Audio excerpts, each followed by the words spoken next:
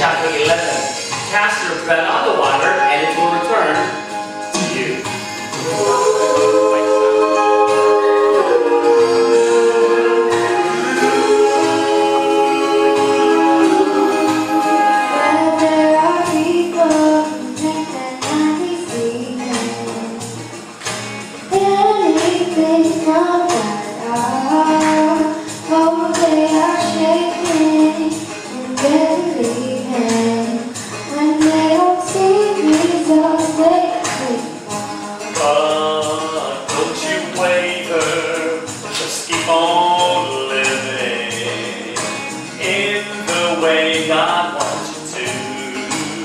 Don't get discouraged, but keep on giving, because soon it will come back to you. You gotta keep on casting your bread on the water.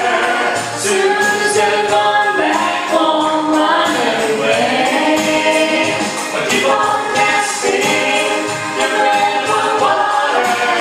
Soon it's gonna come back home run anyway.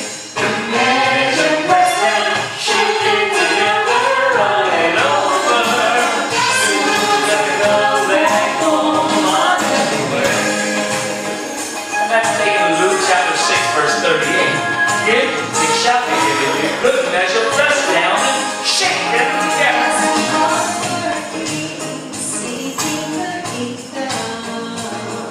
Instead of working for your needs, and keep on sharing the love of Jesus in the world when the God's broken to see that keep on casting.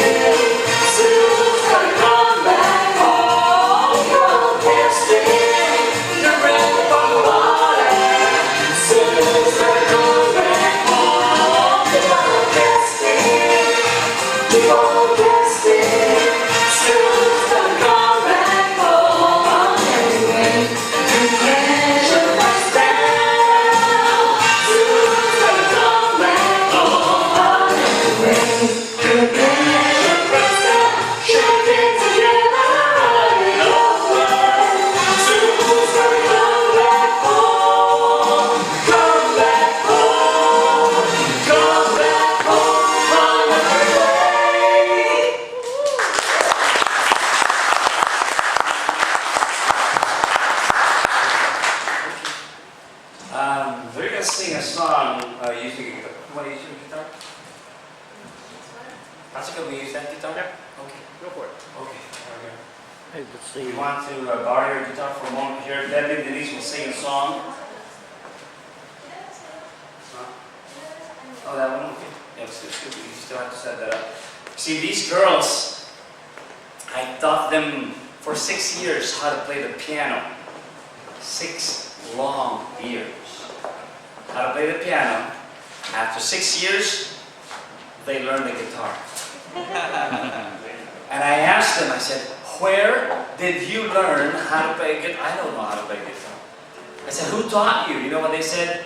You guessed it right, YouTube. YouTube. I said, man, I spent 6 years, burning my eyebrows, my patience tested every day to teach you piano, the guitar. But that's okay. And any instrument will do, as long as it's used for the Lord. As long as they use their talents for the Lord. These girls write songs now, and both of them play the guitar. And we're so thankful that we have been given children who have kind of caught into the ministry already in their tender young age. It was at that time when I was 14 years old when I first was a member of the choir of my aunt's church. And I was the youngest.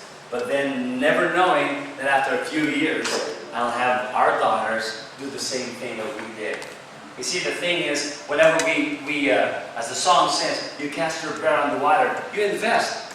It takes time, energy, talent, skill, practice, everything in you and in me to be able to invest into God's ministry. But it always pays back. You know why? Because it pays with eternal dividends.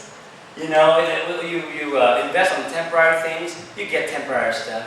You invest in eternal things, you get eternal dividends. That even if Christine and myself would pass on this life, we know that these girls have caught it already. Lord willing, when they grow up, and as I said, marry pastors, they will also teach their children what we've taught them.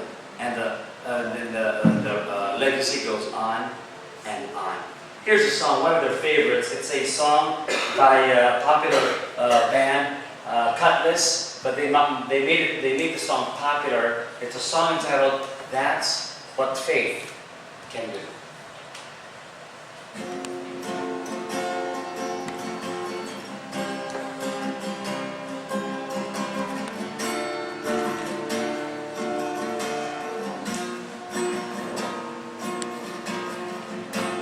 Everybody falls sometimes. You gotta find strength to rise from the ashes and make a new beginning. Anyone can feel the ache. You think it's more than you can take, but you're stronger, stronger than you know. Don't you give up now. The sun will soon be shining.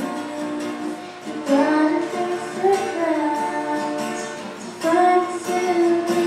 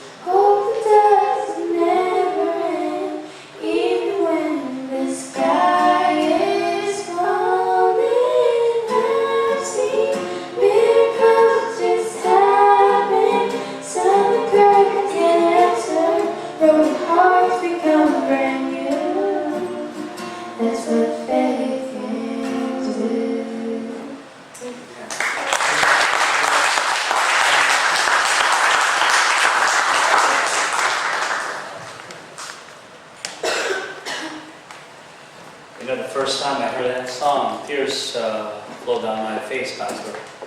Kasi sabi ko sa mga anak ko, malalaki na. They're already big, you know, they left us already, what are we going to do? And that they could play their own songs and play the guitar and everything. But you know, you have to leave it up to the Lord. And then it's all by faith. You know, we teach these children how to do it right according to God's will. And but you always have to do it by faith. When they grow up, they will make their own decisions. You know, 3 years ago, they went with our decisions 100% of the time. 3 years after, now they're 13 and 14, they're kind of thinking now. They're rationalizing. They're being logical now.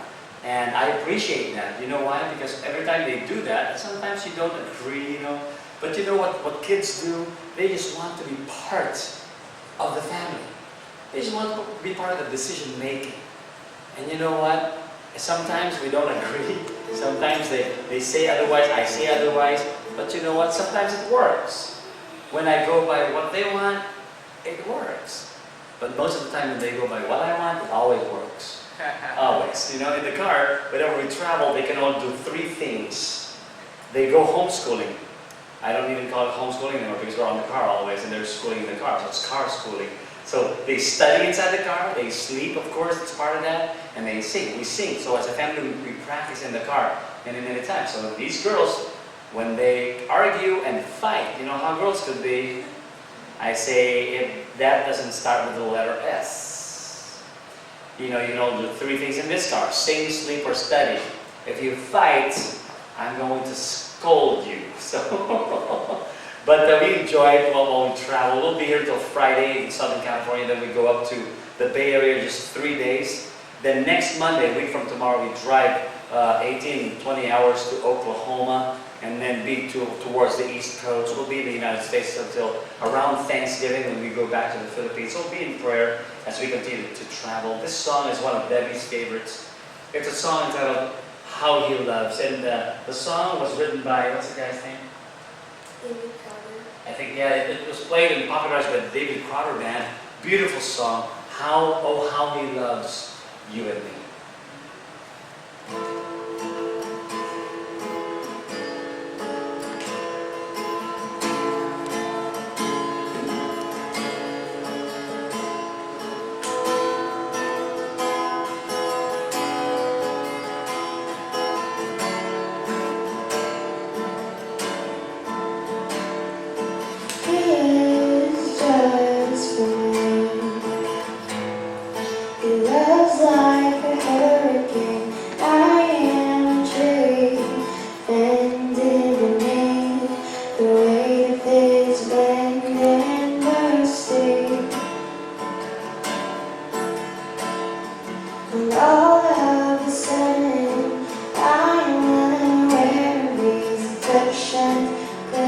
By glory, and I realize just how beautiful you are and how great your affections are for me.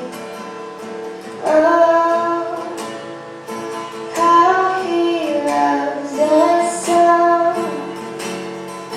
Oh, how He loves us.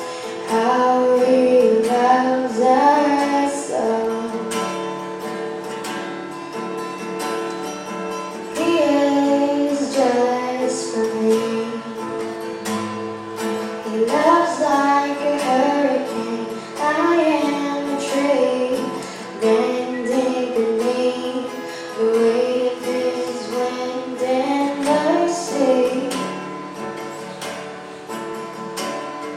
And all of a sudden, I am unaware of these afflictions, eclipsed by glory. And I realize just how beautiful you are and how great your affections are for me. Oh, how He loves us so. Oh, how He loves us. How He loves us so. We are joined to redemption by the grace in his eyes. His grace is